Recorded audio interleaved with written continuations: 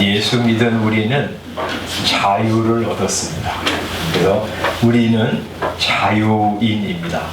우리를 얽어매던 율법이나 혹은 미신으로부터 우리는 다 해방을 받고 자유롭게 살아가는 자유인이 되었습니다.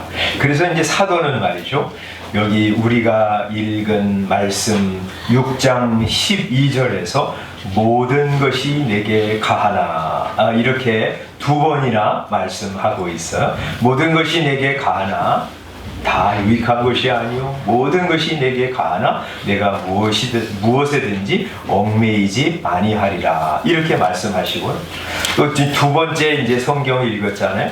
10장 23절에도 모든 것이 가하나 모든 것이 가하나, 이렇게 두 번씩이나 반복해서 말씀하고 있어요. 우리는 다 할 수 있다는 거예요. 얽매이는 건 없다는 것이죠.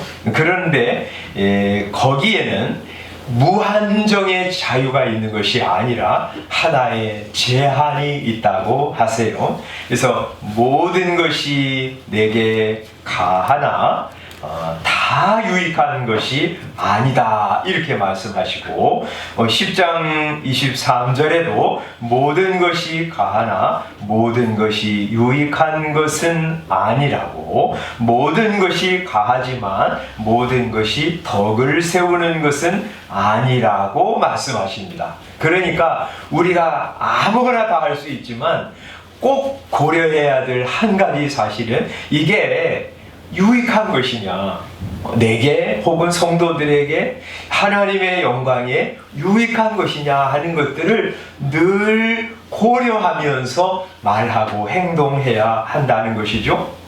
고린도 교회 안에는 이 모든 것이 자유야 하면서 살아가는 사람들이 있었어요.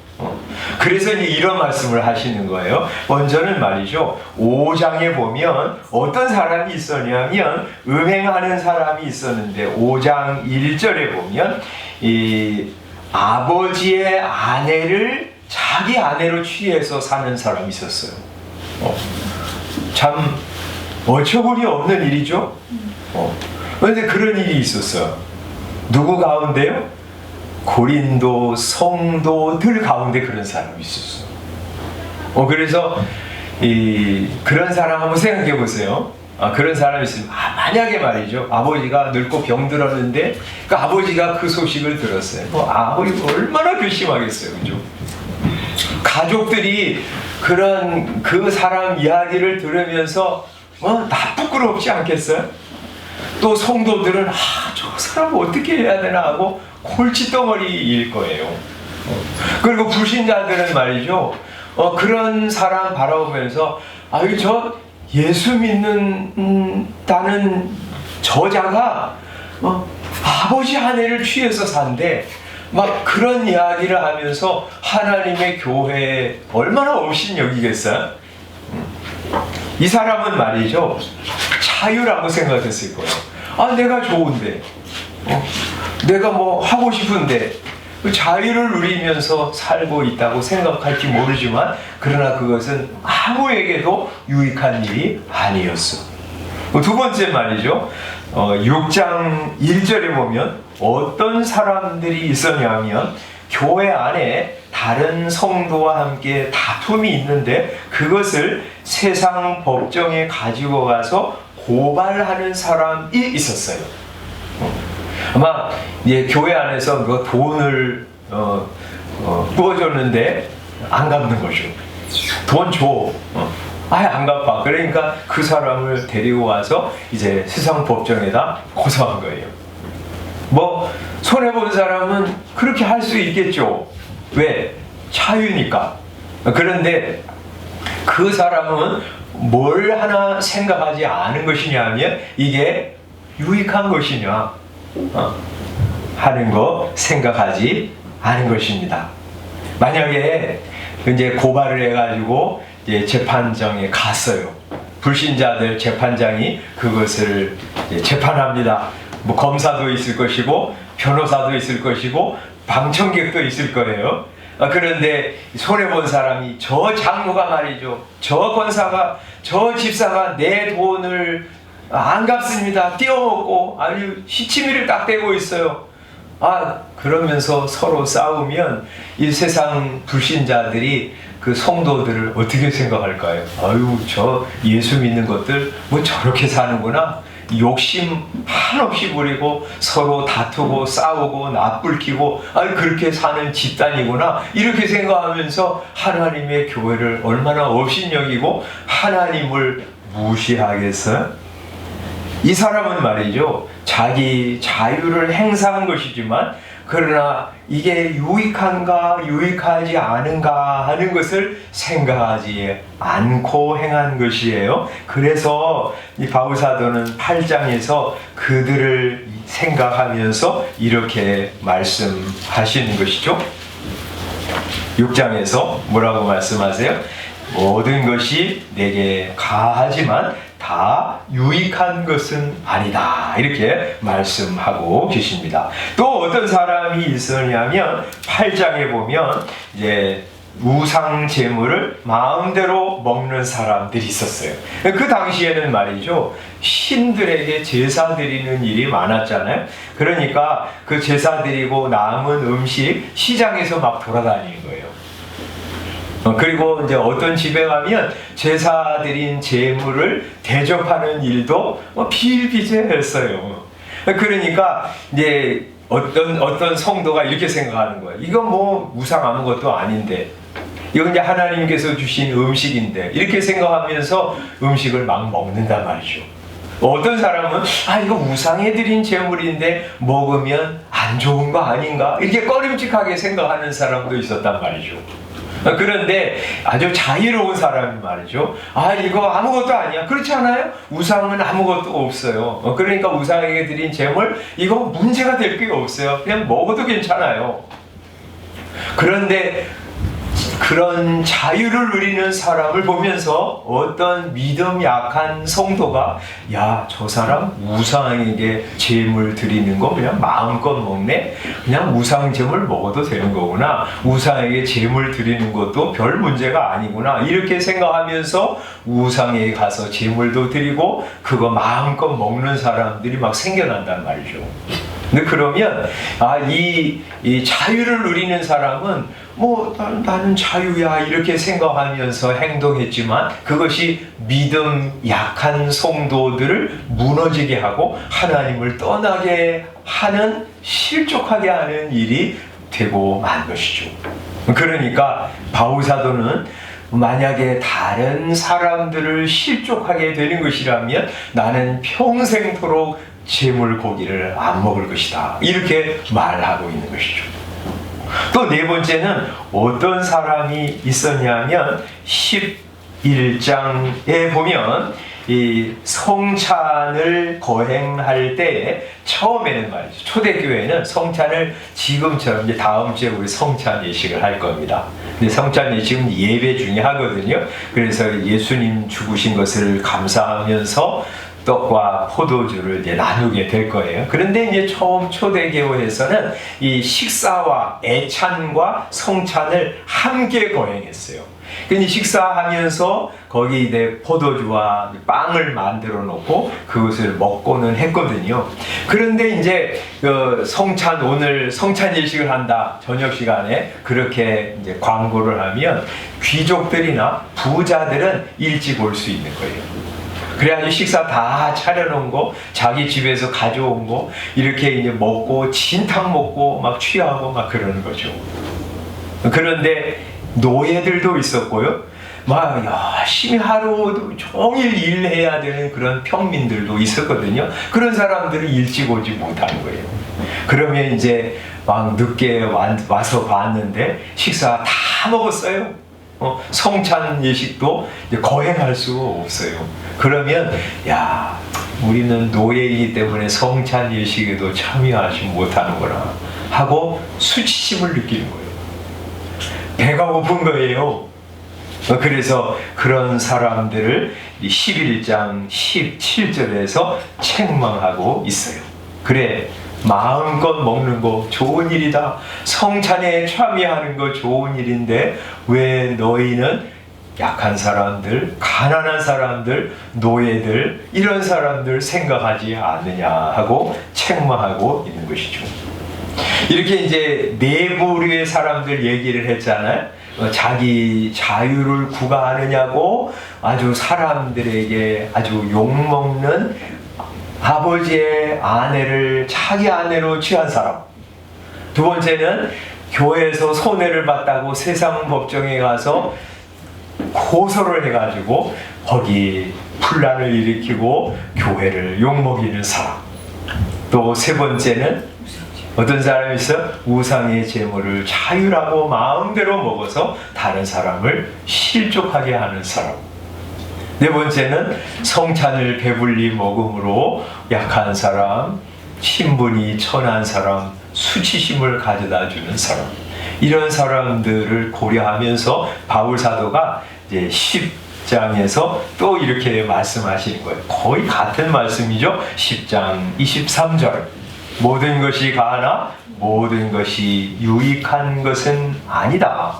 모든 것이 가하나 모든 것이 덕을 세우는 것은 아니다. 이렇게 말씀하고 있습니다.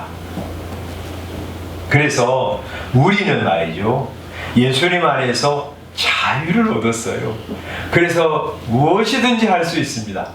그러나 꼭 한 가지 제한이 있는데, 그것은 이게 유익한 것이냐, 이게 하나님의 영광을 위한 것이냐, 우리 교회의 존영을 드러내는 것이냐, 우리 성도들을 실족하게 하는 것이냐, 혹은 세우는 것이냐, 꼭 기억하면서 말하고 행동해야 한다는 것입니다. 현대인들은 모든 것이 가하다고 생각합니다. 나는 모든 거 할 수 있다. 생각나는 대로 살아가도 되고 느낀 대로 행동해도 된다. 뭐 중요한 것은 나니까. 내 생각, 내 감정, 내 이익, 내 즐거움, 자아실현, 이것이 자신이 해야 되는 삶의 방향이라고 생각하면서 살아갑니다. 그래서 말이죠, 이런 사람들이 천지사방에 많기 때문에 우리나라가 이 모양이 된 것 같아요. 우리 어렸을 때만 해도 우리나라는 이런 나라는 아니었어요. 그죠? 예절도 있고, 다른 사람 배려하고, 또 체면 생각하면서 마음대로 살지 않고, 그런 분위기가 지배적이었는데 지금은 그렇지 않습니다. 모두 다 전부 자기 마음대로 하는 거예요. 죄인이 자기 마음대로 하니까 다른 죄인과 충돌을 일으킬 수밖에 없어요. 마음대로 살고요, 마음대로 때리고 마음대로 죽이며 사니까 말이죠, 이 나라가 이렇게 엉망이 되어버린 것이죠.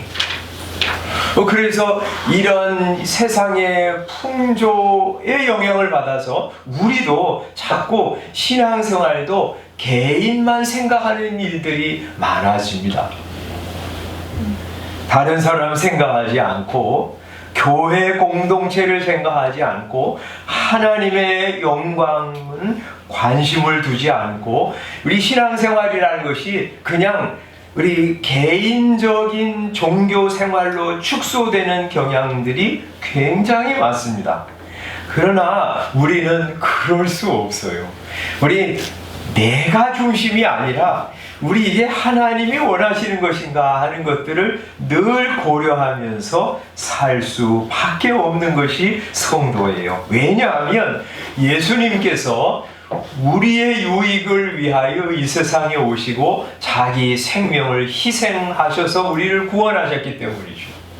여러분, 예수님이 자기의 유익을 생각하셨다면, 자기의 유익만 생각하셨다면 이 세상에 오지 않으셨을 거예요.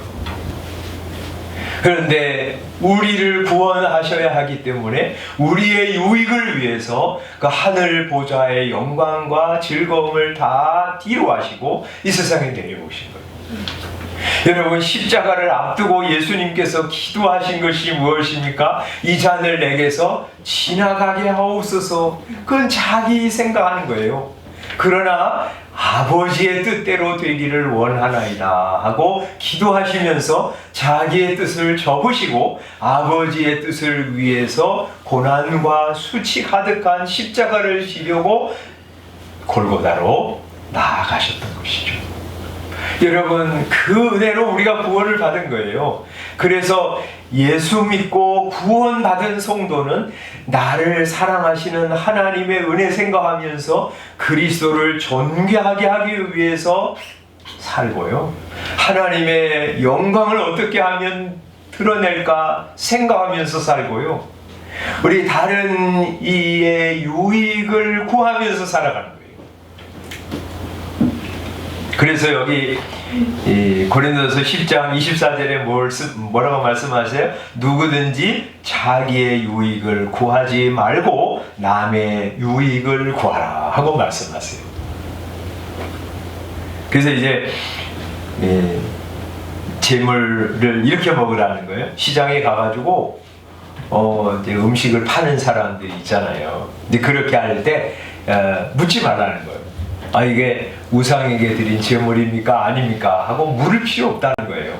왜냐하면 하나님께서 주신 양식이니까 그냥 묻지 말고 사서 먹으라는 거죠. 또 어떤 불신자 집에 초대를 받아갔어요. 근데 불신자가 아주 음식을 성대하게 차려서 대접을 합니다. 그렇게 할 때 그건 묻지 말라는 거예요. 아, 이게 제사에 드린 제물입니까? 아닙니까? 그거 물을 필요 없다는 거예요. 아, 성의로, 감사함으로 받아서 먹으라는 거예요. 그런데 그 사람이 혹은 거기 식사 자리에 참여한 사람이 이거 제사 드린 음식인데 이렇게 말하면 그것은 먹지 말라 그래요. 왜냐하면 그거 덥석 먹으면 그 불신자가 우상에 드린 제물도 괜찮구나, 우상에게 제물 드리는 것도 큰 문제가 아니구나 이렇게 생각하면서 하나님 앞에 올 필요성을 느끼지 못하게 될 것이기 때문에 그렇게 하지 말라는 것이에요. 그러면서 바울 사도는 우리 예수 믿는 사람들이 무엇이든지 할 수 있지만 두 가지를 꼭 고려하면서 하라고 그랬어요. 뭐라 그래요? 유익한 것을 생각하면서 살라고 하시는데 유익한 것이 뭐냐 하는 31절 첫 번째 이렇게 말씀하세요. 한번 읽어볼까요? 31절 시작. 그런즉 너희가 먹든지 마시든지 무엇을 하든지 다 하나님의 영광을 위하여 하라. 첫 번째 유익을 말이죠. 이게 하나님의 영광에 유익한 거냐 아니면 하나님의 영광을 땅에 떨어뜨리는 거냐 하는 거 생각하면서 먹고 마시라는 것이죠.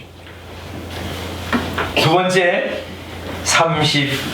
32절 33절입니다. 한번 그것도 읽어보겠습니다. 시작. 유대인에게나 헬라인에게나 하나님의 교회에나 거치는 자가 되지 말고 나와 같이 모든 일에 모든 사람을 기쁘게 하여 자기의 유익을 구하지 아니하고 많은 사람의 유익을 구하여 그들로 구원을 받게 하라. 아멘. 또 하나는 사람들 생각하라는 거예요. 내가 이렇게 말하면 저 사람이 나 때문에 실족하는 것이 아닌가? 예수 믿는 게 뭐 저래 하면서 하나님께 가는 것을 주저하게 만드는 것은 아닌가? 생각하면서 말하고 행동하라는 것이죠. 그리고 내가 하는 말을 통해서 그 사람이 하나님에 대해서 좋은 감정을 가지고 호기심을 가지고 관심을 가지고 주님 앞에 나오는 도구가 되도록 하라고 말씀하세요. 그래서 뭐라고 33절에 말씀하세요? 그들로 구원을 받게 하라고 말씀하십니다. 내 유익을 구하지 않고 많은 사람의 유익을 구하여 그들로 구원을 받게 하라고 말씀하고 계십니다. 그러므로 우리 이제 오늘 이 아침에 하나님께서 우리에게 주시는 무한정의 자유를 가지고 어떻게 살아갈 것인가, 이게 유익한가, 덕을 세우는 것인가 하는 거 고려하면서 사는 여러분 되시기를 바라요. 아멘. 무엇이 유익하냐고요? 하나님의 영광을 위한 것인가, 또 다른 사람들을 구원하게 하는 것인가 하는 것들을 고려하면서 말하고 행동하는 성도들 되시기를 바라요. 아멘.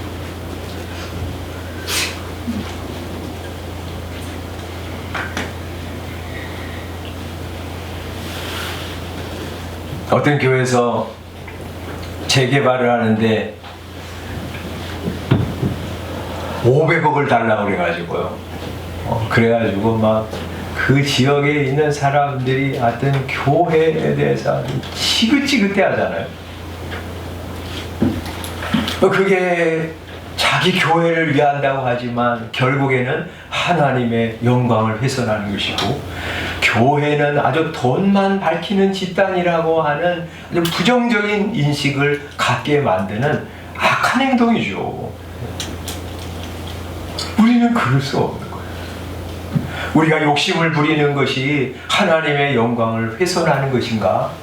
내가 아주 막 아무렇게나 말하고 음담패설하고 그리고 하여튼 조그만 일에도 손해보지 않으려고 사람들에게 아주 아등바등할 때 그것이 그 사람을 하나님 앞에 오게 하는 것인가 하는 것들을 생각하면 내려놓게 되는 거죠.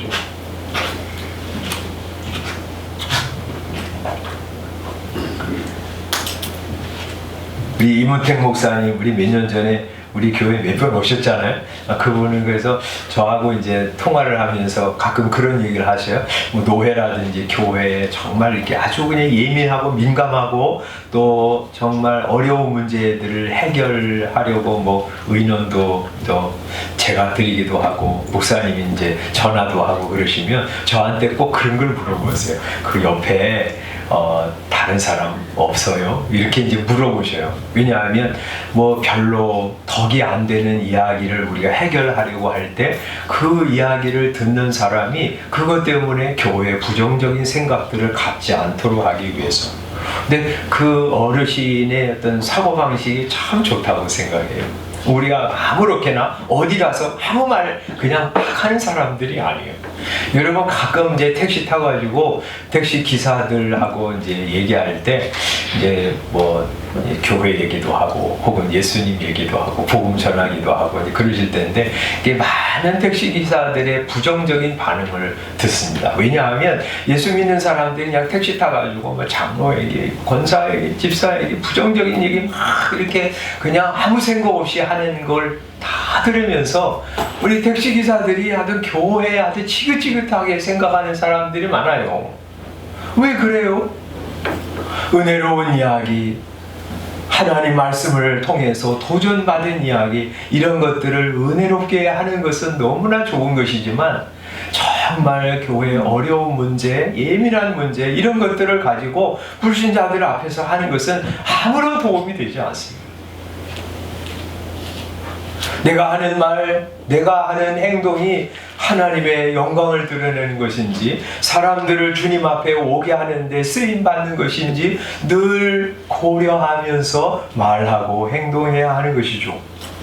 이거는 조심하라고만 말씀드리는 것이 아니에요. 내가 예수 믿고 예수님을 닮아갈 때 그것이 내게 구원의 확신을 주고요. 또 하나님의 영광을 드러내고요. 그리고 다른 사람들로 하여금 하나님 앞에 관심을 가지고 오게 하는 도구가 될 수 있어요.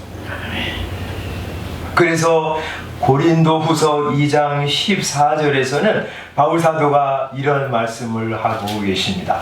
고린도후서죠. 2장 14절에 이렇게 말씀하세요. 항상 우리를 그리스도 안에서 이기게 하시고 우리로 말미암아 각 처에서 그리스도를 아는 냄새를 나타내시는 하나님께 감사하노라. 이렇게 말씀하세요. 여러분, 우리가 말이죠, 예수님을 알면 예수님의 냄새를 풍기면서 살아가게 돼 있어요. 그런 얘기 하는 거예요. 그래서 그리스도를 아는 냄새라고 말씀하는 거예요. 여러분, 그런 얘기 있잖아요.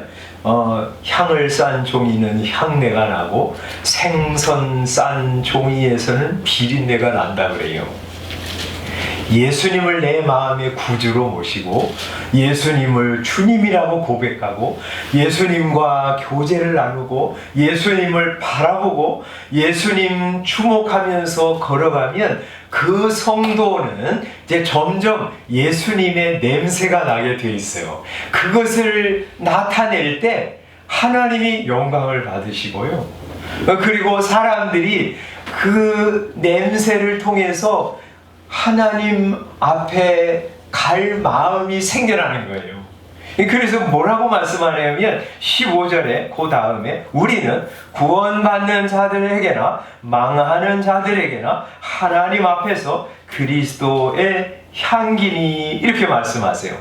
여기 이제 14절에는 그리스도를 아는 냄새라 그러고 15절에서는 그리스도의 향기라고 그러세요.